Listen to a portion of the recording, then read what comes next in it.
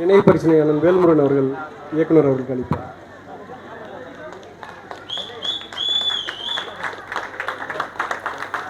அனைவரும் மகிழ்ச்சியான ஒரு தருணம். எத்தனையோ விழாக்களுக்கு போயிருக்கோம், பட் இது ரொம்ப புதுசாக இருக்கு, ரொம்ப சந்தோஷமாக இருக்கு. இந்த தமிழ் வழி பள்ளியில் குழந்தைகளை சேர்த்த ஒவ்வொரு பெற்றோருக்கும்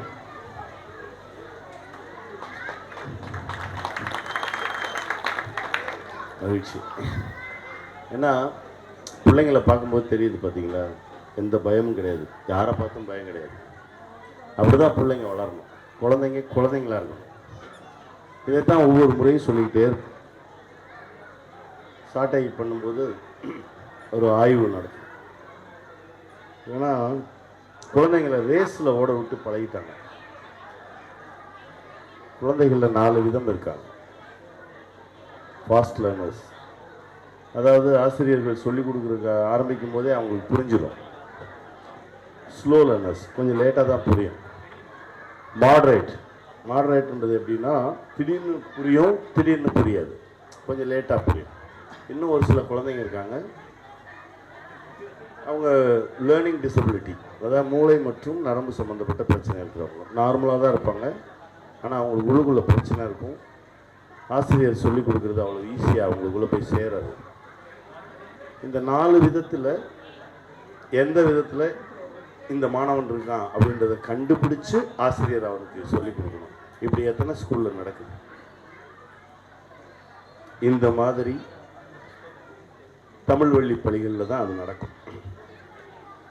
இங்கே தான் சாத்தியம். இதுதான் கல்வி முறை. ஆசிரியர்கள் 2 விதம் இருக்காங்க. அதாவது படித்த ஆசிரியர்கள், படிக்கிற ஆசிரியர்கள்.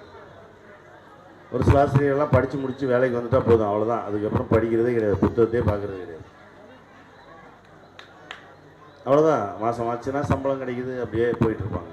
படிக்கிற ஆசிரியர் இருக்கான் பார்த்தீங்களா, தினம் மாணவர்கள் கேட்கக்கூடிய கேள்விகளுக்கெல்லாம் பதில் சொல்கிறது. பதில் தெரியலன்னா அவங்களோடய சேர்ந்து ஒரு மாணவனாக மாறி பதிலை தேடி கண்டுபிடிச்சு பதில் கொடுக்குற ஆசிரியர்கள்.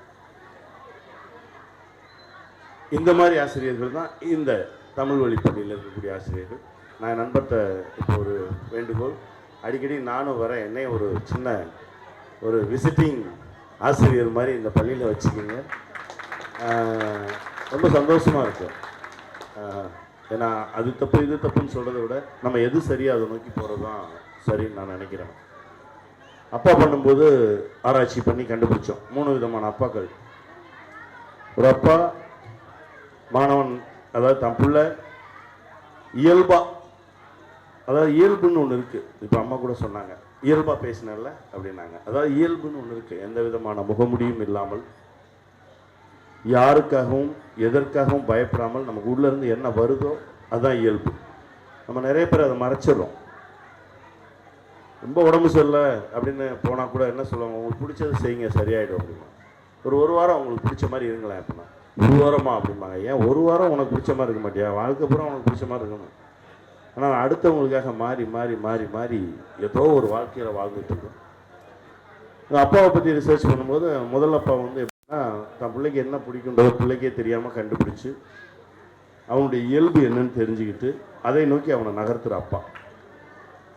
இன்னொரு அப்பா புள்ள வயிற்றில் இருக்கும்போதே முடிவு பண்ணிடுவார், இவர் அவன் இங்கே தான் படிக்கணும், அவன் இத்தனை மார்க் வாங்கணும், அவன் இந்த ஸ்கூலில் படித்து இவ்வளோ மார்க் வாங்கி இந்த கண்ட்ரியில் போய் இந்த இது பார்த்து அவனுக்கு இப்படி ஒரு பொண்ணை பார்த்து இப்படி கல்யாணம். ஏன்னா பிறக்கவே இல்லை, ஆணாக பிறந்தால் இதுதான் பேர், பெண்ணாக பிறந்தால் இதுதான் பேருன்னு சொல்லி அவனுடைய 30 வருஷத்துக்கு முடிவு பண்ணுற அப்பாக்கள். ஏன்னா இவங்களுக்கு கிடைக்க கேட்டால் என்ன சொல்லுவாங்க, நான் எனக்கு கிடைக்காதல என் பிள்ளைக்கு கிடைக்கணும்ல, ஒன்னாலே முடியல, ஏன் போட்டு அவனை டார்ச்சர் பண்ணுற. இன்னொரு அப்பா இருக்காங்க, எப்படின்னா நான் படித்த பள்ளிக்கு போய் நம்ம ஆசிரியரெல்லாம் பார்த்தோன்னு வச்சுக்கோங்களேன், சார் நான் உங்ககிட்ட தான் படித்தேன் அப்படின்னா, ஒன்று நம்ம 100 மார்க் வாங்கியிருந்தால் அந்த ஆசிரியருக்கு நம்மளை தெரியும், இல்லை 0 வாங்கியிருந்தா தெரியும் பின்னாடி இருந்தால். இந்த நடுவுலையே இருப்பாங்க. அவன் போனால் என்ன சொல்லுவான்னா, சார் அந்த 100 மார்க் வாங்கினவன் பேரை சொல்லணும், இல்லைன்னா சைவர் வாங்கினவன் பேரை சொல்லணும். சார் அவன் கிளாஸ் சார் அப்படின்னு சொன்னால் தான் தெரியும். ஏன்னா இவங்கெல்லாம் நடுவுலே இருப்பாங்க, நடுவுலே வாழ்வாங்க, நடுவுலே வந்து இவங்க வாழ்ந்ததுக்கான எந்த அடையாளமும் இருக்காது, அப்படியே போயிடுவாங்க. அவங்க தான் இருக்கிற இடம் தெரியாமல் இருக்கிறவங்க. சொல்லுவாங்க தெரியுமா, இருக்கிற இடம் தெரியாமல் இருக்கணும்டா. அந்த மாதிரி ஒரு தகப்பன். இந்த 3 அப்பாக்களோடையே சேர்ந்து வர்றதான். ஏன்னா ஒவ்வொரு படைப்பு எடுக்கும்போது ஒன்று போராடி நார்மலாலாம் எழுத மாட்டோம். ஏன்னா நான் என்ன பண்ணுவேன்னா, நிறைய போய் நடிப்பேன். இப்போ இந்த மாதிரி படங்கள் எடுத்தாலாம் நமக்கெல்லாம் காசு வராது. ஏன்னா நீங்கள்லாம் போய் முதல் நாளே போய் பார்த்துட மாட்டீங்கல்ல, பார்க்க மாட்டீங்க. ஏன்னா உங்களுக்கெல்லாம் கொஞ்சம் லேட் ஆகணும், இல்லைன்னா ஓடிடியில் வரும், ஃபோனில் வரும், அப்போ தான் பார்ப்பீங்க. நான் என்ன பண்ணுவேன் அப்படின்னா, ரொம்ப வேறு படங்களில் போய் இப்போ தெலுங்குலலாம் போய் வில்லனாலாம் நடிக்கிறேன். வில்லனாக நடித்து இது பண்ணி காசு இருந்துச்சுன்னா என்னால் சும்மா இருக்க முடியாது. சரி ஒரு நல்ல படம் எடுப்போம், ஒரு நல்ல விஷயம் சொல்லுவோம். ஏன்னா நமக்கு இந்த கார் கொடுத்தது இந்த சமூகம், இந்த மரியாதையை கொடுத்தது இந்த சமூகம், இந்த சொசைட்டிக்கு எதாவது நம்ம திருப்பி கொடுப்போம் அப்படின்னு சொல்லிட்டு திரும்ப இந்த இப்போது ஒரு படைப்புக்காக வேலை பார்த்துட்ருக்கோம். அதாவது ஒரு ஸ்கூல் பஸ் ஓட்டுற ஒரு டிரைவராக நடிக்கிறோம். அதற்கான ஒரு ஆராய்ச்சி பண்ணும்போது தோணுச்சு என்னென்னா, குழந்தைங்களை வீட்லேயும் பேச விட மாட்டாங்க, ஸ்கூல்லையும் பேச விட மாட்டாங்க. இந்த மாதிரி ஸ்கூலில் பேச விடுவாங்க. நான் சொல்கிறது என்னென்னா, குழந்தை தமக்கு தெரியாத கேள்வி ஒன்று கேட்டுருச்சுன்னா இந்த பெற்றோர்கள் படுற கஷ்டம் இருக்குது பாருங்கள். பயமுடு பேசாமல் உனக்கு என்ன தெரியும், சும்மா நொய்னுட்டு இப்படியே பேசி அதை ஆஃப் பண்ணிக்கிட்டே இருப்பாங்க. பள்ளிக்கூடத்தில் அதே தான். ஆசிரியரை பார்த்தோ டீச்சரை பார்த்தோ ஏதோ புதுசாக ஒன்று கேட்டுருச்சுன்னா டென்ஷன் ஆயிடுவாங்க. இந்த கிளாஸில் இந்த அறிவுக்கு என்ன கேட்கணும்னு அவங்க ஒன்று வச்சுருப்பாங்க. அதை தாண்டி குழந்தை கேட்டுச்சுன்னா இவங்களால தாங்க முடியாது. பள்ளிக்கூடத்துலேயும் பேச விட மாட்டாங்க, வீட்லேயும் பேச விட மாட்டாங்க. குழந்தை எங்கே தான் பேசும், இந்த பயணத்தில் தான் பேசும். குழந்தையாக இருக்கும். சரி எழுதுவோம்னு சொல்லி இப்போ எழுதி இப்போ தான் கொஞ்சம் காசு கொஞ்சம் சேர்த்துக்கிட்டு வச்சு சரி ஆரம்பிக்கலாம் அப்படின்னு ஒன்று இருக்குது. எப்பவுமே நான் ஆசைப்படுவது என்னென்னா, பெற்றோர்களையோ மூத்தவர்களையோ மாற்ற முடியாது. ஏன்னா எல்லாருக்கும் நிறைய தெரியும், அவ்வளோ அறிவு இருக்குது. நமக்கு தெரியாது ஒன்றுமே கிடையாது. அப்படி தான் எல்லா பெற்றோரும். அந்த குழந்தைங்கள்ட்ட சொன்னால் கொஞ்சம், அதாவது ஆரம்பிக்கும் போதே ஜாதி வேணாண்டா, மதம் வேணாண்டா, ஏற்றத்தாழ்வு வேணாண்டா, எளிமையாக இருங்கடா அப்படின்னு குழந்தைங்கள்ட்ட சொன்னால் கேட்டுக்கும். அதுக்கே தெரியாமல் அது கொஞ்சம் புரிய வச்சுட்டா அது வளரும் போது அழகாக வளர்ந்துடும். ஏன்னா என்ன அப்படி தான் வளர்த்தாரு எங்கள் தகப்பனார். அதை நோக்கிய ஒரு பயணத்தில் தான் இயங்கிட்டு இருக்கோம், இன்னும் இயங்குவோம். இந்த குழந்தைங்களை பார்க்கும்போது அவ்வளோ சந்தோஷமாக இருந்தது.